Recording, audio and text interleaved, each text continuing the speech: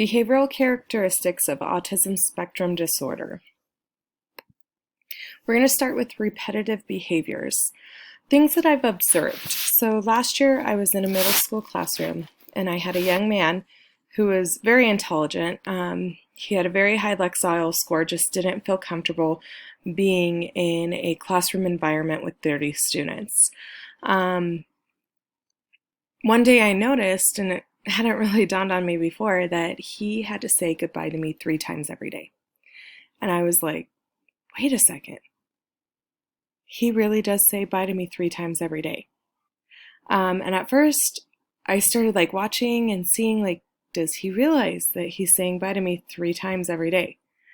I even questioned another teacher and said, this student does this. Have you seen this? And she said the same exact thing. Yes, now that you mention it, he does say bye to me 3 times every day. Those with autism spectrum disorder can tend to have repetitive behaviors, things that they like to do over and over and over again. For younger students, it could be lining up cars a certain way. But for our older students, they embrace it in different ways. For example, this student had to say goodbye to me 3 times every day before he walked out my classroom door. And that's just an example of what repetitive behaviors can look like at the middle school level. Asking questions. This is another behavioral characteristic of those with autism spectrum disorder. What they tend to do is if something is changed, something is thrown off schedule, something is different than normal, they will question what it is. And they will question it and question it and question it. In my classroom this year, we did journals every day. My students knew they came into my classroom, grabbed their journal, sat down, and there would always be a question, a prompt on the board to get their minds going and give them a chance to relax in the classroom and think for themselves. There was one day that we did not have a journal entry. We didn't have it because there were multiple things going on campus that day. We had a minimum day. We also had an evacuation drill. We had all these things going on. So having journal just wasn't going to happen that day. A student had asked me, but why? Where are our journals? What are we doing?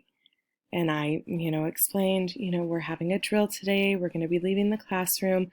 I'm not passing out journals today. But why? Why do we not have our journals? It was key that he completely understood why his journal was not sitting in front of him. And because that was something hard for him to grasp, he continuously asked questions about it. Disruptive behaviors. So in a classroom full of students who have ASD, what might seem like disruptive behaviors are actually sensory motions that these students use to help them concentrate. So I observed a student who would constantly tap his pencil. It was disruptive to other students, and I felt like it was disruptive, so I would constantly ask him, "Can you please not do that?" After reading through some articles and really looking at those with ASD and their characteristics and their traits, I realized that asking him to stop wasn't the best answer. A better answer would have been for me to give him some kind of sensory tool instead of tapping his pencil, something like a fidget toy or something, a stress ball that he could have had and used silently at his desk that would still help him with his sensory needs and wouldn't disrupt other students. I just think it's interesting that so commonly this disruptive behavior is classified as disruptive behavior when really For people with ASD, it's like a coping mechanism to help them concentrate and focus on the things that they're trying to. When we get to know the behavioral characteristics of a person with autism spectrum disorder, we can help them in so many valuable ways. We can create a better classroom environment for them. We can create a better classroom environment for their peers. And we can help them to be successful in the classroom. And I think that's overall what we're looking for, is to learn about these things so that we can help these students and their peers around them to all be successful in a safe learning environment.